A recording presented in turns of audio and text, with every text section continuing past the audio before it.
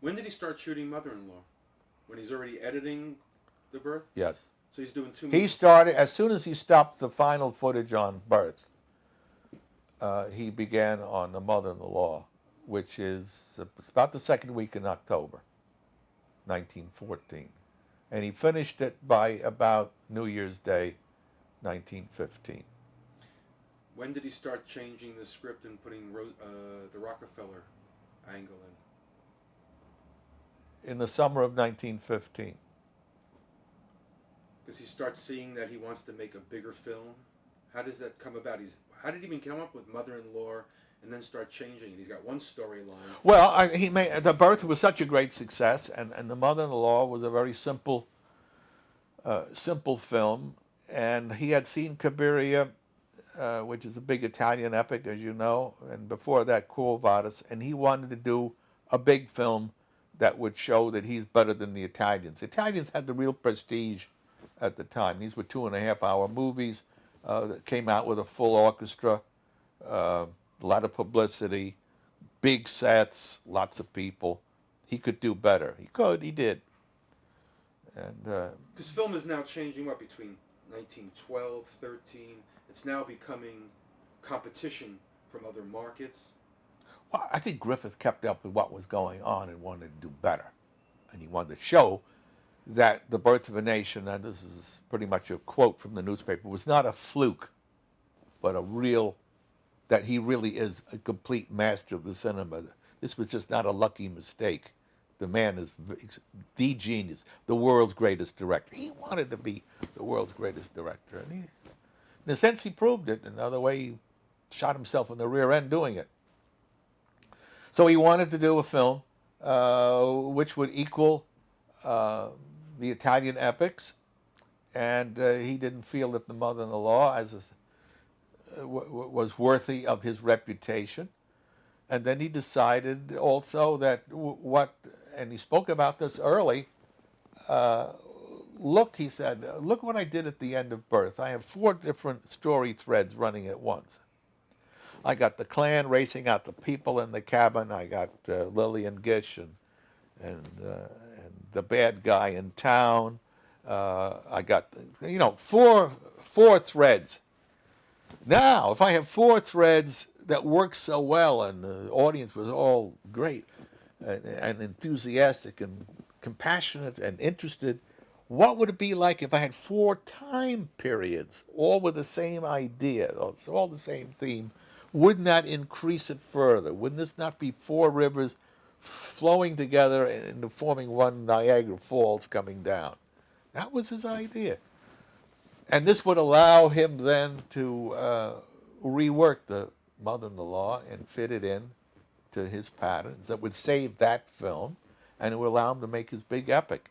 Bad idea, ultimately. He should have made this big Babylon film all by itself and given it a decent story instead of that kind of mess that he's got there. But then he re-releases it. Yeah. Well, it was a disaster. Well, there's another myth. The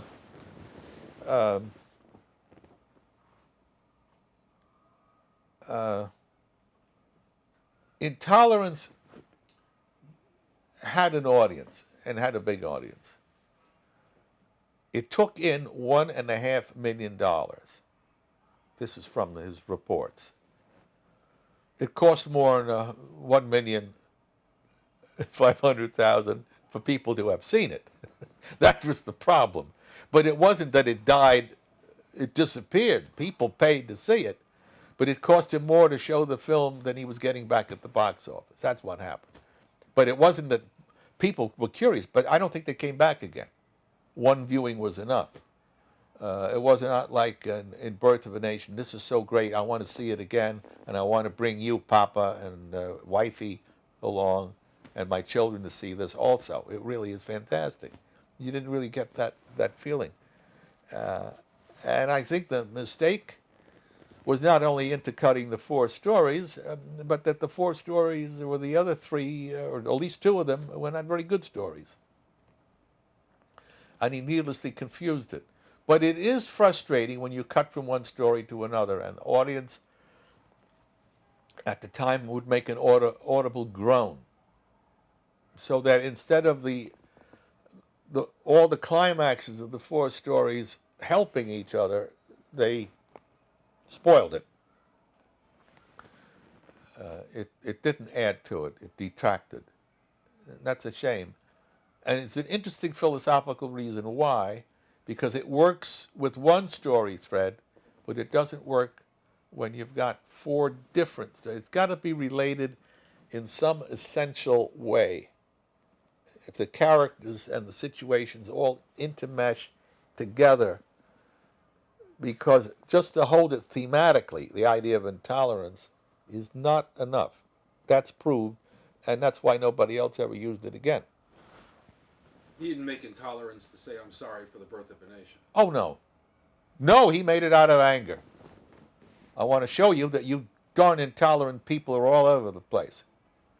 And you are all uplifters, and you're all for this and that, and you're all lousy hypocrites besides. No, that was an attack in every possible way. It was an attack against the religion people. It was an attack against the Pharisees who helped crucify Jesus. It was an attack against the Catholics who wanted to kill off all the Protestants in France.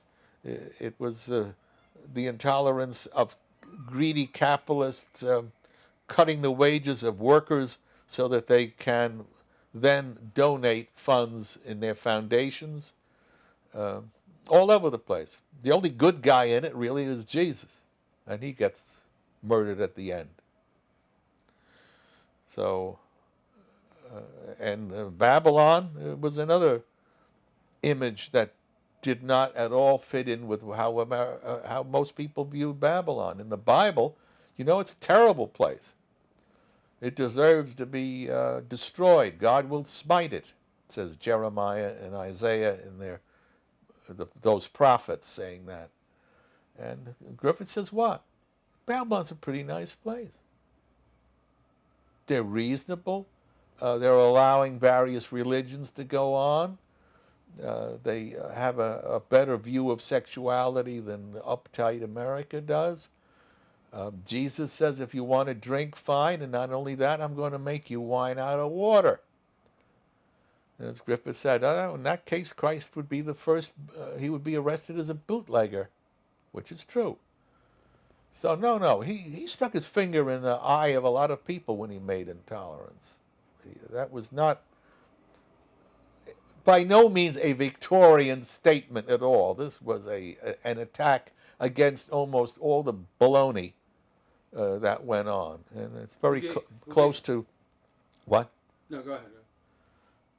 I mean, it was just an attack against all these people who are trying to interfere with your life. I think in many ways he really was a civil libertarian. Mind your own business.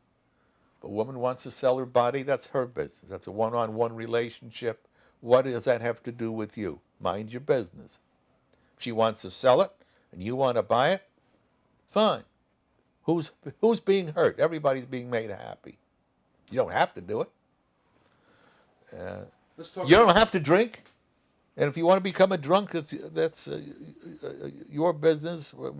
Well, we have that almost in the same way with smoking now. If you say, well, you certainly have a right to smoke, they say, oh, you're a tool of the tobacco lobby. I think you ought to be allowed to drink. I'm not the tool of the alcohol lobby either. Maybe you don't want to breathe it on somebody else, but why say that it's illegal? I can't understand that.